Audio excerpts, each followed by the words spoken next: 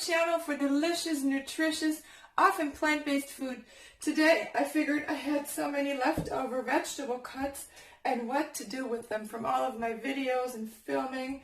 There are some eggplants, some tomatoes, some zucchini, some onions, some mushrooms, so I decided to try making a vegan Bolognese sauce. Now Bolognese requires beef, usually ground beef. I cannot have soy substitutes in any form. They don't agree with my body. They make me feel terrible. So I had to figure out another way. In this recipe, I'm trying to go with some lentils from a can because they're much more easily digestible for me that way, and some walnuts. I know this sounds a bit odd, but I've seen recipes using nuts and I love nuts, so I think this is a great way. Walnuts are very nutritious, one of the best nuts you can eat. Unfortunately, my son cannot eat this. He's a nut allergic, but I will make a different version for him without nuts. So let's get ready to chop up these vegetables, and then we will add some other ingredients that I will show you in a second.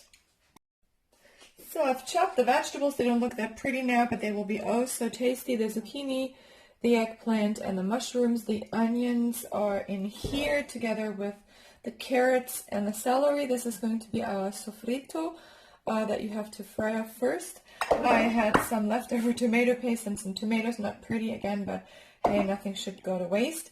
Then my walnuts here, my tomatoes in a can, and my lentils, and some whole grain pasta. Always make sure you use whole grain. You'll get accustomed to the taste really quickly. I actually even prefer the consistency of those to regular pasta now, and they contain valuable fiber and minerals, so you're always better off with whole grain pasta. And then I will make some fire roasted tomatoes that will go in the sauce, and I don't have red wine, so maybe just a touch of white wine, and a bit of balsamic vinegar is needed for the sauce. And then the classic spices, I'm using some salt, chili, maybe some oregano, and some basil. Let's get to the stove. First I want to fire roast my tomatoes in a pan. Unfortunately, I don't have a gas stove. It would be much better that way. Try not to burn them because that would be cancer promoting. We don't want that. Put in half of these babies.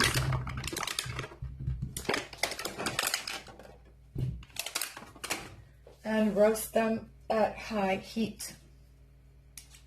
You can see the tomatoes are taking some color. At the same time, I'm frying off my sofrito, the carrots, the celery, the onions, and the garlic in a pot. Oh, I found a big chunk of carrot.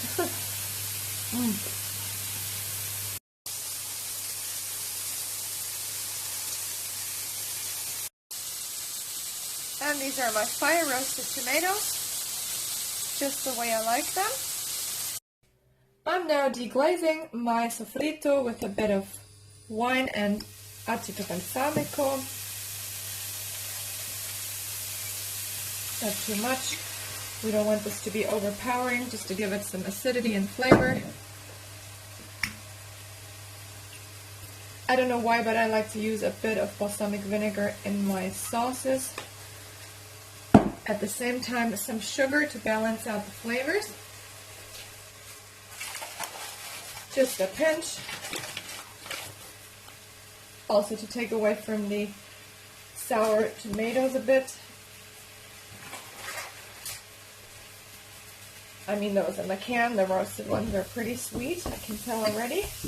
Now let this cook out a bit. Now adding this tomato paste I had left over and these chopped tomatoes.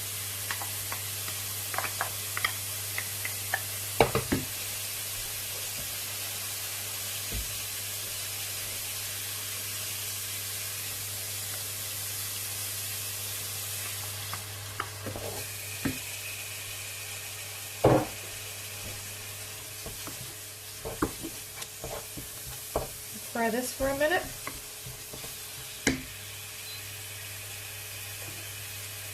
And now I'm adding the vegetables, the mushrooms, fire roasted tomatoes.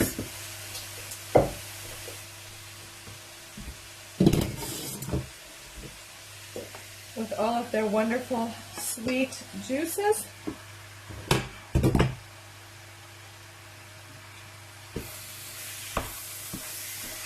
Turn down the heat, adding the rest of the tomato paste with a bit of water and another can of tomatoes.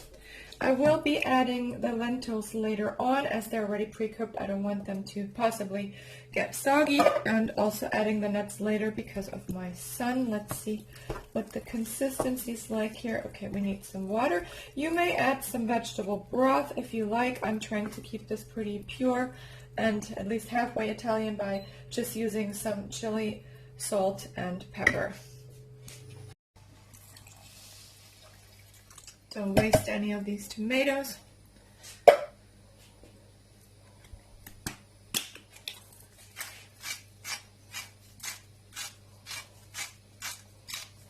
If you don't like it hot, just use regular salt. And now adding some basil and some oregano.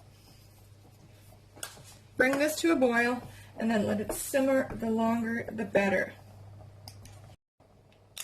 The aromas are wonderful. I wish you could smell that. I'm adding a bit of garlic powder and onion powder just to make sure it's very, very flavorful, because you're not using meat, so always make sure your spices are on point.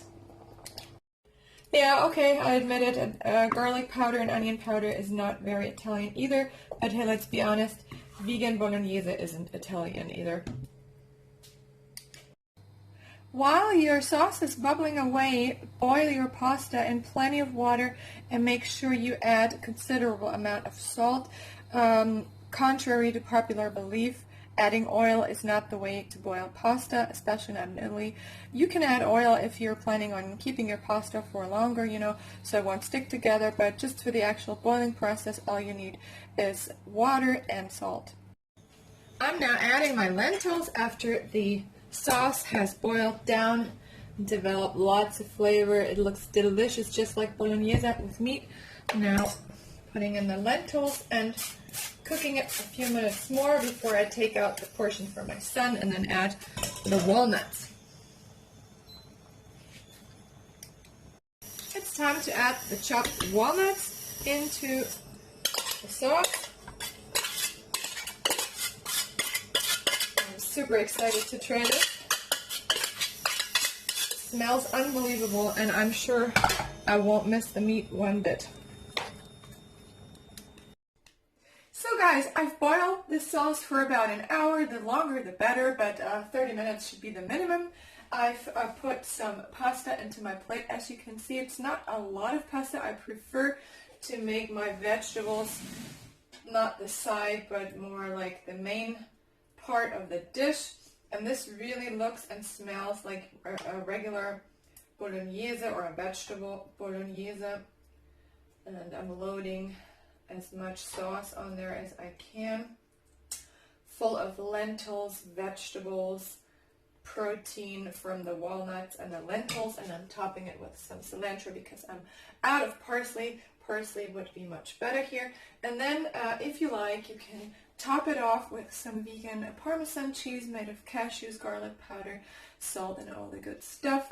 So this is my lunch for today, a vegan lentil, vegetable, and walnut Bolognese sauce. I really hope you will try this. It looks and smells delicious. Thank you for joining me, and see you again on Veggies.